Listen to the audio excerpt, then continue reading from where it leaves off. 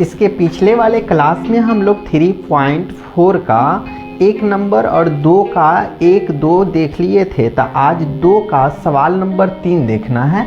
सवाल नंबर 3 में दिया हुआ है 2 अंकों की संख्या के अंकों का योग जो दिया हुआ है कितना है 9। ठीक, तो हमें क्या करना होगा, पहले पता करना होगा कि संख्या बराबर होता क्या है। संख्या बराबर होता है 10 गुना दहाई का अंक प्लस इकाई का अंक, इकाई का अंक। तो यहाँ पे यदि हम लिख दिए कितना 32, ठीक है, और 32 में क्या किए, इसको हम मान लिए कि इकाई का अंक है और इसको मान लिए दहाई का अंक, ठीक है, दहाई, ठीक है। तो यहाँ पे 10 गुना दहाई का अंक कितना हो जाएगा 3 और प्लस इकाई का अंक क्या हो जाएगा 2, यानी 10 या 30 और 2 32। क्या आप समझ पा रहे हैं कि संख्या बराबर 10 गुना दहाई के अंक प्लस इकाई के अंक होता है, ठीक है।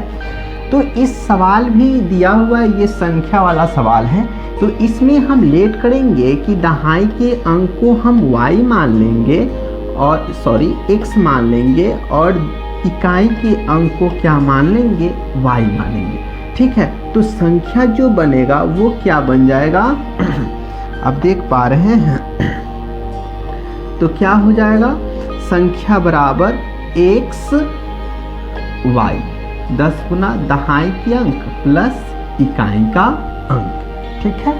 संख्या क्या बन जाएगा xy।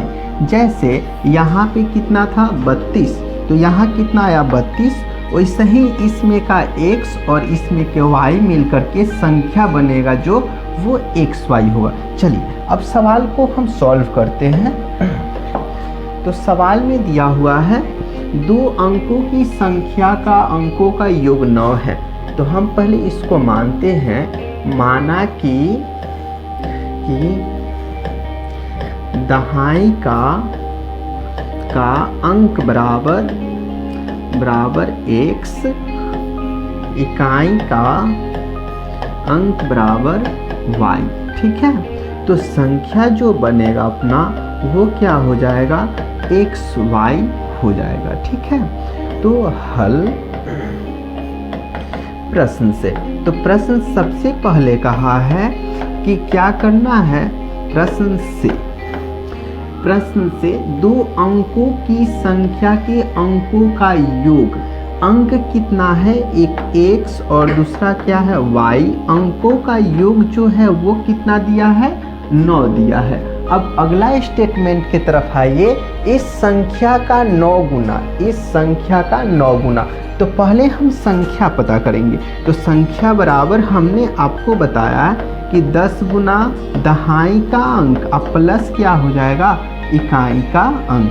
तो 10 गुना दहाई का अंक आपको दिख रहा है, दहाई का अंक क्या है x, तो x और प्लस इकाई का अंक क्या हो जाएगा y। तो संख्या जो है वो 10x प्लस y हो गया, ठीक है। उसके बाद आगे लिखा है संख्या के अंकों को पलटने पर।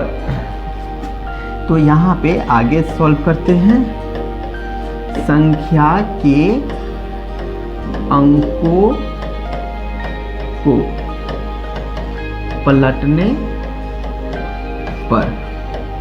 तो संख्या के अंक को पलटेंगे तो यहाँ पे क्या है 10x है, तो x के जगह पे y हो जाएगी और y के जगह पे क्या हो जाएगा x हो जाएगा। अब संख्या के क्या किए अंकों को पलट दिए। अंकों को पलटने के मतलब है कि x के जगह पे y चाहिए और y के जगह पे x चाहिए, ठीक है। तो संख्या का पलटने पर नंबर ये बना। तो यहाँ पे देखिए लिखा हो इस संख्या का 9 गुना, यानी इस संख्या का 9 गुना। तो यहाँ पे फिर से हम देखेंगे पुनः प्रश्न से इस संख्या का 9 गुना यानी 10x प्लस y बराबर इसको 10y प्लस क्या हो जाएगा 11, x हो जाएगी। इस संख्या का 9 गुना लिखा हुआ है, इस संख्या का 9 गुना संख्या के अंकों को पलटने से बनी संख्या के 2 गुना है। इस संख्या के क्या है 2 गुना। चलिए 9 से गुना कराते हैं। 10 9 90 x प्लस क्या हो जाएगा 9y बराबर 10 गुना 20y और प्लस क्या हो जाएगा 2x। अब क्या है 90x माइनस 20y बराबर 2x माइनस 9y। अब क्या करते हैं कि y वाला को एक साइड में और संख्या वाला को एक साइड में भेज देते हैं। पहले यहाँ पे समझिए 90x इधर से x वाला लेकर के आइए तो माइनस 2x, यहाँ पे 20y इधर से इधर लेकर के आएंगे तो माइनस 9y। अब क्या कीजिए 90 में से 2 जाएगा तो 88x बराबर यहाँ पे घटेगा तो 11y, यानी y बराबर जो है इधर से आप ला दीजिए 88x माइनस 11y बराबर क्या 0। देखिएगा इधर हम 11 कॉमन कर सकते हैं तो हाँ बिल्कुल कर सकते हैं।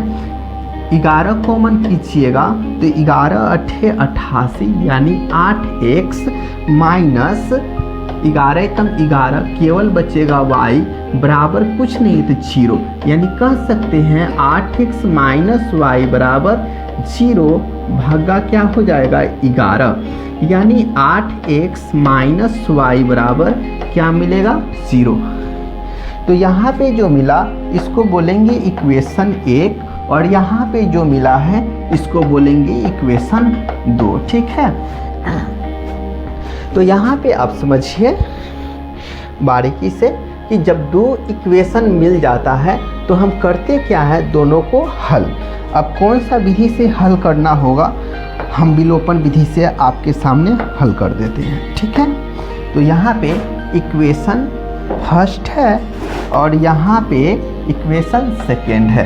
तो देख रहे हैं इक्वेशन फर्स्ट में यहाँ पे प्लस का y दिख रहा है जबकि यहाँ पे माइनस का y दिख रहा है। हम बताते हैं कि जो टर्म बराबर कीजिएगा वो क्या है कि उसका चिन्ह आपस में बराबर हो तो हम क्या करते हैं घटाते हैं, यदि बराबर नहीं हो तो हम जोड़ते हैं। तो यहाँ पे चिन्ह जो है वो क्या है बराबर नहीं दिखाई दे रहा है तो हमें जोड़ना होगा, यानी x प्लस वाई बराबर 9 और 8x माइनस वाई बराबर 0। इससे ये कट जाएगा और 8x और 1 मिल करके 9x बराबर 9, यानी x बराबर 9/9 काट के हमें मिलेगा 1, यानी x बराबर 1। x का जो मान आया वो 1 आया। अब x का मान समीकरण कहाँ रखना होगा, 1 या फिर 2 कहीं रख दीजिए। x का मान समीकरण 1 से, समीकरण 1 क्या दिया हुआ है x प्लस वाई बराबर 9, x का मान 1 प्लस क्या हो जाएगा y बराबर 9, यानी y बराबर 9 माइनस 1, y बराबर क्या मिलेगा 8। तो हमें पता करना है कि वह संख्या ज्ञात कीजिए, संख्या ज्ञात करना है। तो संख्या हमने आपको क्या बताया x y, तो यहाँ पे लिख देंगे अतः संख्या बराबर क्या हो जाएगा x y। x का जो मान दिख रहा है कहाँ पे है 1 और y का जो मान है 8, यानी संख्या जो हो गया क्या हो गया 18। यही क्या हुआ अपना आंसर। ठीक है, उम्मीद करते हैं कि आपको बहुत बेहतरीन ढंग से समझ में आ गया होगा। अगला सवाल की तरफ बढ़ते हैं, सवाल नंबर 4। चलिए सवाल नंबर 4 देखते हैं। सवाल नंबर 4 में दिया हुआ है मीना जो है उसके पास टोटल 2000 निकालने के लिए एक बैंक गई है। मीना जो है वो कहाँ जाती है, बैंक में जाती है, 2000 रुपया उसको निकालना है। उसने खजांची जो होता है वो बैंक में जो काम करने वाला होता है उसको बोलते हैं खजांची से क्या करती है कि 50 रुपये तथा 100 रुपये के नोट देने के लिए कहा। ठीक है, तो मीना ने कुल 25 नोट प्राप्त किए।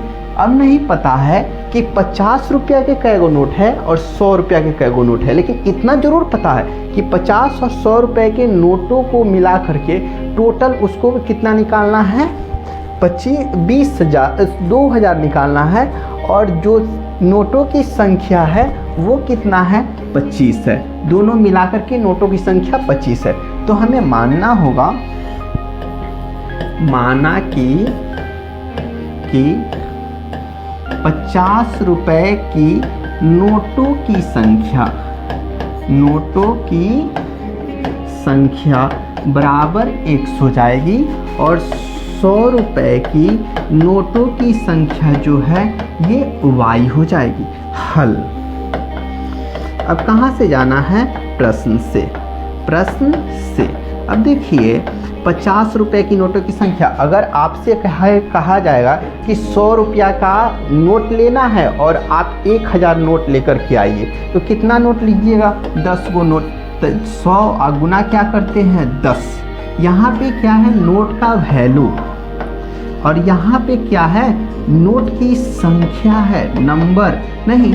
दोनों जब गुना करते हैं तो कहा है कि रियल वैल्यू सामने निकल के आता है। ठीक है, तो हमें क्या करना होगा कि नोट जो है इसमें नोटों की संख्या से हमें गुना करनी होगी, नोटों की संख्या से गुना करनी होगी।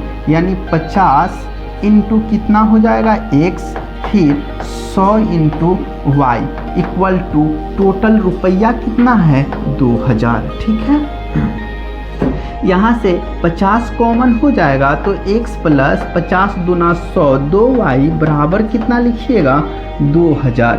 अब यहाँ पे 50 है तो उधर जाकर के क्या हो जाएगा, भाग में, यानी 2000 बटा 50, 0 से 0 कैंसिल, और 5 चौका 20, यानी कितना बचेगा, 40। यानी x प्लस 2y बराबर क्या बचा आपके पास, 40। ठीक है, इधर वाला हम इरेज कर देते हैं।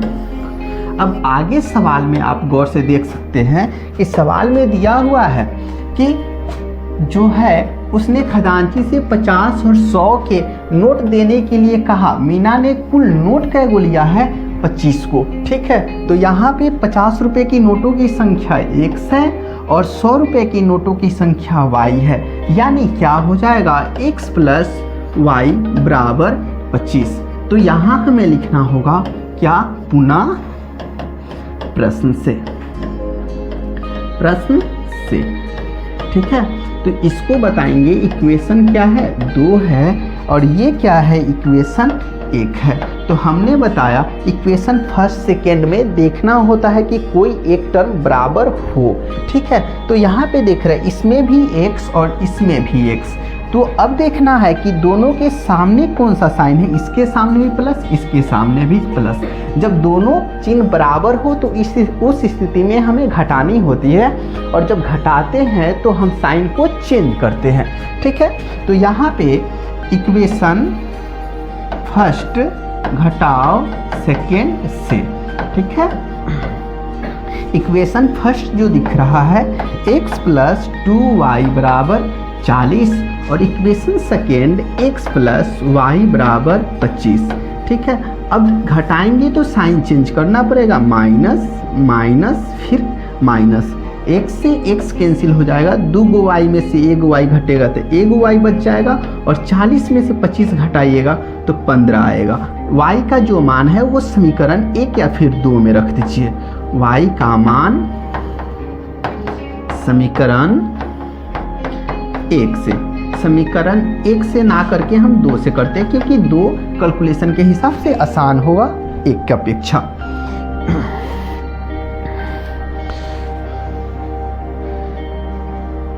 तो यहाँ पे देख लीजिए y का मान समीकरण 2 में रखना है, तो समीकरण 2 क्या है, x प्लस y बराबर जो है वो 25।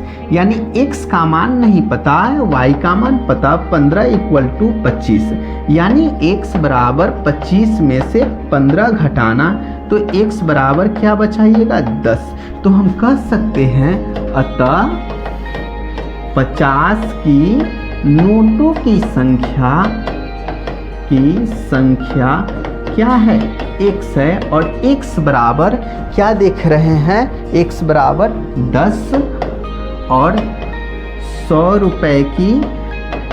रुपए की नोटों की संख्या क्या हो जाएगा, नोटों की संख्या नहीं, यानी y बराबर कितना हो जाएगा 15। तो आप चेक करने के लिए कर सकते हैं 15, 10, 25, टोटल नोट कितना है 25। और आप इस इक्वेशन को पकड़ करके इस इक्वेशन में भी रख करके देखिएगा तो आपके पास टोटल रुपया जो है वो 2000 आ जाएगा। तो उम्मीद करते हैं कि ये भी सवाल आपको बेहतरीन ढंग से समझ में आ गया होगा, सवाल नंबर 4। और ये सवाल बहुत इम्पॉर्टेंट भी है। चलिए अब इसके बाद सवाल नंबर 5 की तरफ बढ़ते हैं और सवाल नंबर 5 देखते हैं, ठीक है।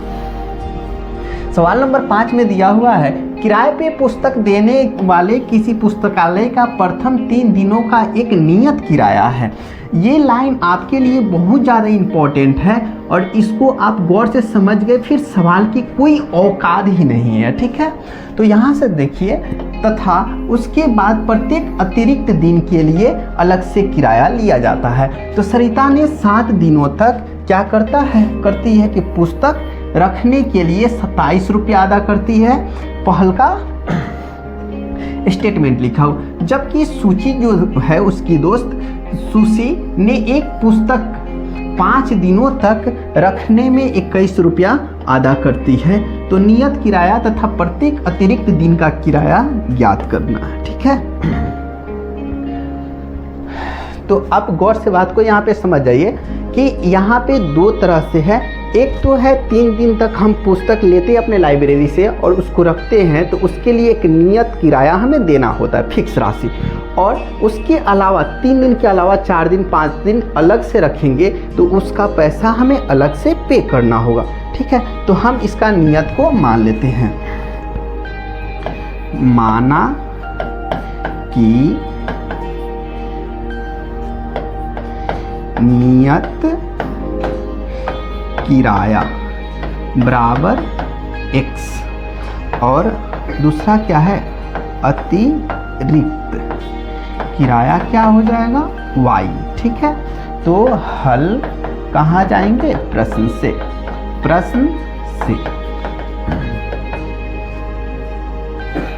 तो आपको देख पा रहे हैं होंगे आप। तो यहाँ पे देखिए प्रश्न से हमने लिख दिया। तो सवाल में आइए और यहाँ पे देखिए प्रथम 3 दिन के लिए किराया क्या है, नियत है। तो ये नियत किराया कितना दिनों के लिए है, 3 दिन के लिए। कितना दिन के लिए, 3 दिन के लिए, ठीक है। 3 दिन के लिए दिया हुआ है, ठीक है। इसको थोड़ा सा संभाल देते हैं। 3 दिन के लिए नियत किराया दिया हुआ है। तो प्रश्न से अब यहाँ पे क्या है, एक नियत किराया है तथा उसके बाद प्रत्येक अतिरिक्त दिन के लिए अलग किराया। सरिता ने 7 दिन तक, देखिए पुस्तक कितना दिन तक रखी है सरिता, 7 दिनों तक। 7 दिन तक रखेगी जिसमें नियत किराया कितना दिन का है, 3 दिन का है। और अतिरिक्त किराया कितना दिन के लिए हो जाएगा, 4 दिन के लिए। तो नियत किराया जो है वो x अपने आप रख लेगा और अतिरिक्त में आपको अतिरिक्त से गुना करना होगा। नियत यहाँ पे नियत 3 दिन, तो 3 को केवल हमें क्या करना होगा, x लिखना होगा, यानी x प्लस।